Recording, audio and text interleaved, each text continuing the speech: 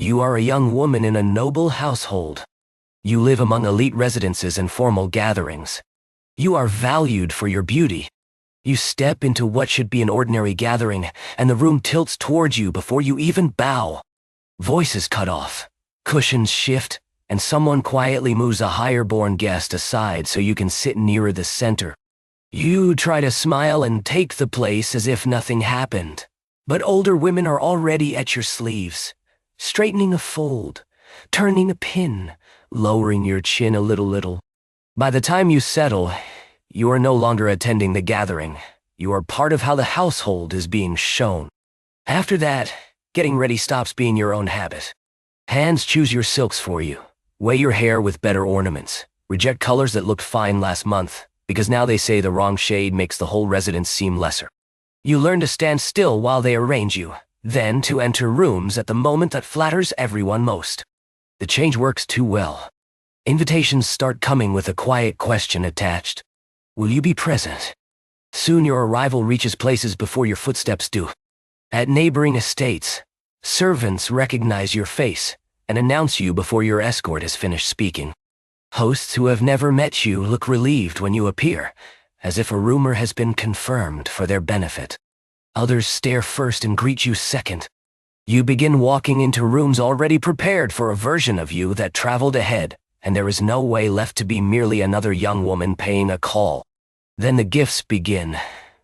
Not to your household, not even properly to you, but to the lady of unmatched beauty. Boxes of silk, polished mirrors, hairpins wrapped in soft paper. Officials who once let your residence go unnoticed suddenly send courteous messages. Artisans lower their prices for the chance to say their work touched your hands. You get dressed now in favors and calculations, in other people's hopes of profit.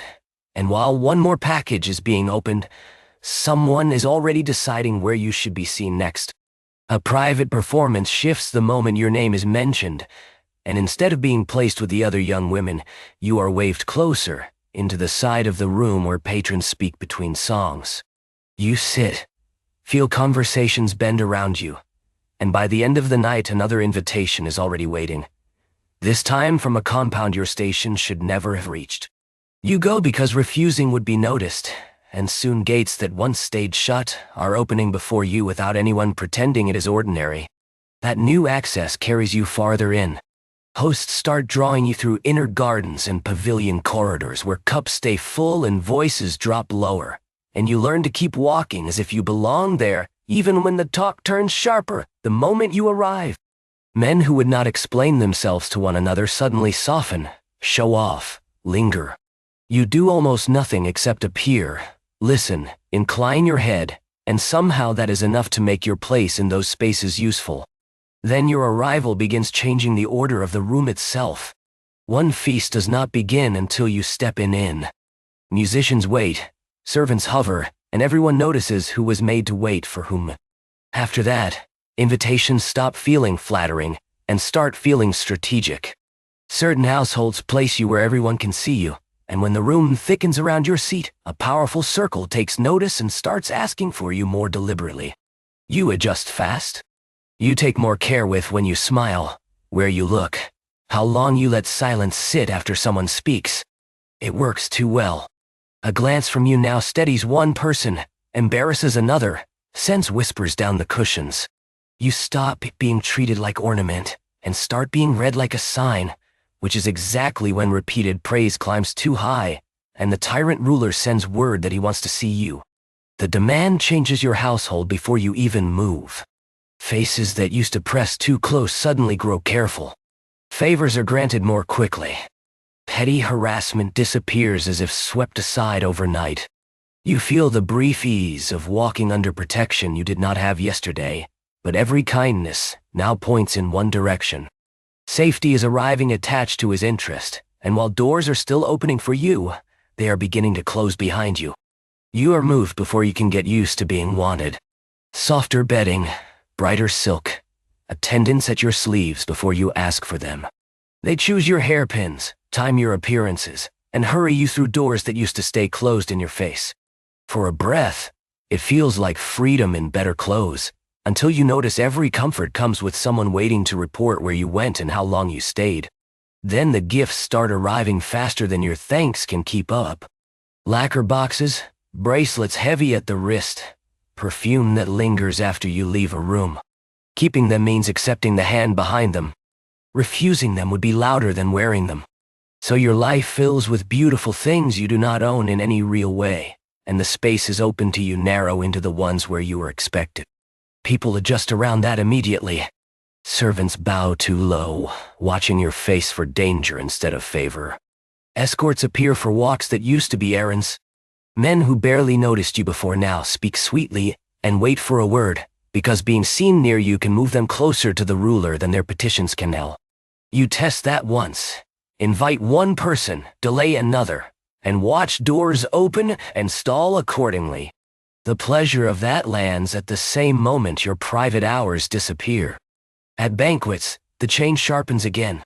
Men start talking state matters in front of you as if beauty makes them bold instead of careful, each one trying to sound indispensable while you listen.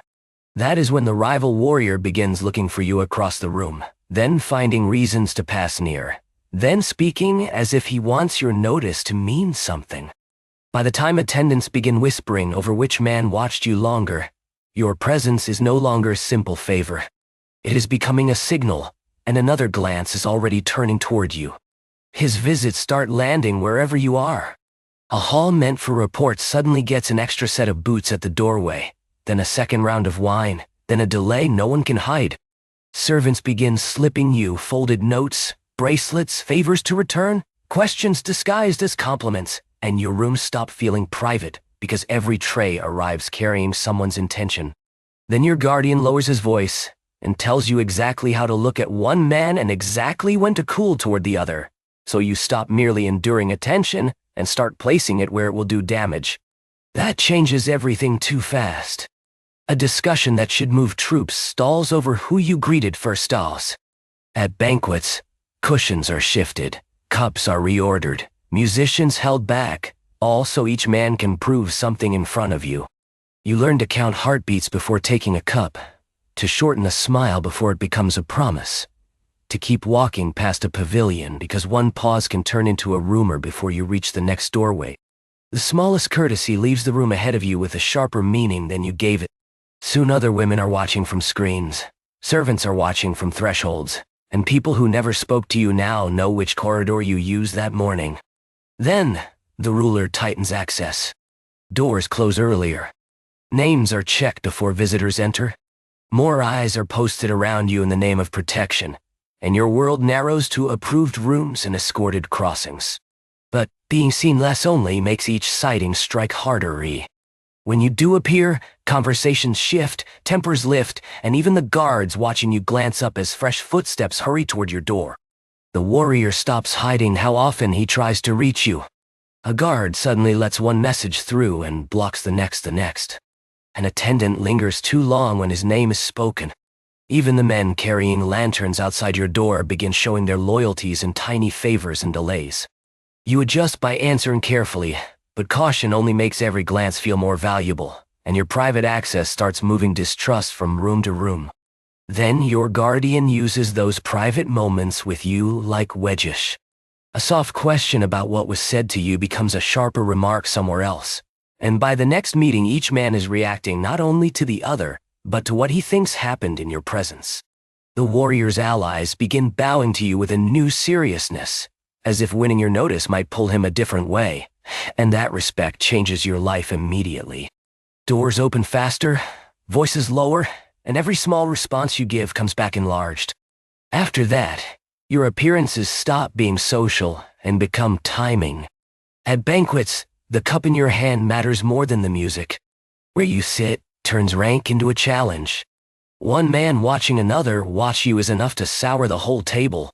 People who never address you at all begin rearranging escorts, seats, and routes because someone heard you smiled at the wrong moment. Your household notices the pattern before you can pretend not to. Place you in a corridor, a garden, a side hall for only a breath, and men who have been avoiding each other arrive anyway. So you are used that way more often, and the effect grows too large to stay private. By now, people speak of your beauty less like a gift than like a force that can bend offices, tempers, even troop movements. Then the break comes at last. The warrior turns on the ruler, and the capital does not search long for an explanation. Your name passes from mouth to mouth before the dust settles, blamed, praised, and pulled into the fall, just as the protections tied to the old order begin shifting under your feet. The old doors are still swinging shut when your attendants are split apart, your screens and chests marked for transfer, and the rooms that once meant protection stop belonging to you by midday. You do not get time to mourn the change. You start sorting what can move with you, learn new faces before the sedan curtain drops, and arrive in the warrior's household already aware that survival now depends on reading a different set of silences. You are received with rank, better fabric, careful bows, and with the uneasy pause people use around an omen. That pause follows you everywhere. In the new residence, guards straighten when you pass, but servants lower their eyes too fast, as if looking too long might pull them into the same disaster that swallowed your last protector. You adjust by becoming easier to serve and harder to discuss, yet the effort barely helps. Your name reaches inner rooms before your footsteps do, so doors open for you that should have stayed unfamiliar, while any chance of being unnoticed disappears with them. Soon the household stops handling you like a newcomer and starts handling you like a story everyone already knows. Maids smooth your sleeves with reverence that feels borrowed. Women greet you warmly, then measure the distance between admiration and risk. Men with titles add extra ritual to simple meetings, lingering over courtesies because being seen near you now seems to enlarge them. The honor is real for a moment. You are seated well, listened to quickly, remembered easily, but it leaves less and less room for you to be ordinary. Then your reach slips beyond the household entirely. Invitations begin arriving from people who want not only your face but the shimmer of recent upheaval attached to it. A singer folds your image into a verse. A painter borrows your outline. Somewhere you have never been, your name is already being used to praise a woman, mock a man, or warn against desire. By the time you enter the next room, another version of you has gotten there first. By the time your litter nears a new estate, the servants at the gate are already scanning every curtain and sleeve for you. You feel it before you step down. Smiles sharpen, backs straighten. A steward who has never met you suddenly knows which doorway to open. Trying to stay unseen stops working, because rumor has already walked in ahead of your escort and arranged the welcome around your possible face. That would be easier if absence freed you, but it does the opposite. A supper gains importance just by whispering that you might appear. And when you do not, people still spend the evening watching the entrance and measuring who was important enough to expect you. You learn that even staying away now changes rank in a room, so every invitation becomes a choice between being used in person and being used in rumor. Then, the stories split. One host receives you like a treasure, another studies you like a blade left on the table, and a third laughs too warmly, as if danger itself has become fashionable. Men who once would have crowded close, now keep half a step back in public, careful of who notices. Others press nearer for exactly the same reason, eager to borrow the heat around your name. You stop reading attention as admiration. It might be caution, ambition, appetite, or a bet on what follows you. That changes how rooms feel the instant you cross them. Conversation tightens, then rearranges. A seat offered to you can draw one person in and send another out. Your handlers begin spacing out your appearances, guarding where you are seen, and by whom, and the fewer times you are shown, the more each glimpse seems to cost. You become rarer, and for one brief beat, that rarity feels like power. Until you reach for an ordinary confidence, catch the pause before someone answers, and realize even simple closeness is now being counted by unseen eyes as another door begins to open. A maid is already warming water for you in a house where a cousin by marriage would still be left waiting in the outer hall. You are given cushions, fruit, a better lamp, the easy tone reserved for someone important, and for a breath you can use it. You ask for a screen moved, a window opened, a harsher perfume taken away, and people obey. Then the same comfort turns strange when no one knows what to call you. Not daughter, not wife, not servant, not exactly guest.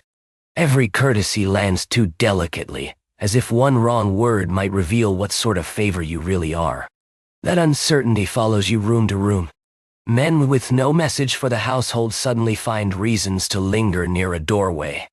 Women who should ignore you adjust their sleeves and look twice. Even passing servants know your approach before your steps reach them. You try speaking plainly, moving modestly, giving them nothing theatrical, but it changes very little. They're not meeting your behavior first. They are meeting whatever story reached them at breakfast. By afternoon, one pair of eyes treats you like a danger, another like a blessing, another like proof that powerful men have already begun shifting sides somewhere beyond the walls. A glance you did not intend becomes evidence. A visit you did not choose becomes explanation. You feel it happen in real time. Events too large to hold are pressed into your face, because it is easier for people to say beauty caused this than admit they do not understand what is moving the city. So each threshold remakes you. In one hall, you are whispered about as a spoiled favorite. In the next, a tragic prize. In the next, an enchantment clever enough to topple grown men. You start adjusting before you enter, lowering your eyes here, smiling less there, speaking sooner when silence would harden into rumor. But every correction only feeds a different version of you. By the time you leave, the household is using your visit as proof of its importance, and across the street a mother is already warning her daughter not to invite comparison while, somewhere nearby, a young man who has never seen you begins another poem. Someone is already repeating something you once said as if you meant it for the whole capital. A light remark from an old supper returns sharpened, quoted between raised sleeves, weighed like a signal in an argument you never agreed to join. You try speaking less, then find silence does not help. Now people study what you did not say, and servants remember your pauses with the same care they once gave your jewels. So where you sleep starts speaking for you instead.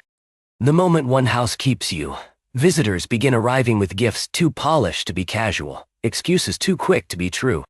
You feel the benefit first. Cleaner rooms, better trays, guards who stand straighter when your curtain lifts, but the comfort changes shape immediately. Staying one more night makes your host look favored. Leaving too quickly makes another house seem refused. Even your doorway becomes something men read before they read each other. Then your things stop being just yours. A hairpin you misplaced is wrapped and stored. A robe you wore once is aired out, folded and mentioned by people who were not there. A song linked to your voice is repeated until the room that heard it claims importance from the echo.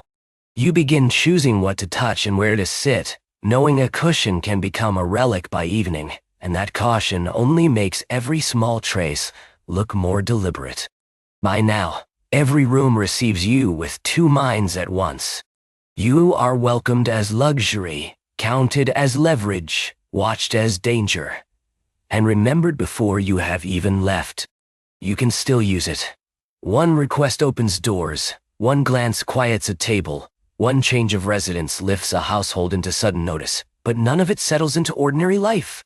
You are still moving, and ahead of you another set of doors is already opening wider than they should, while voices inside begin deciding what your arrival will mean before you cross the threshold.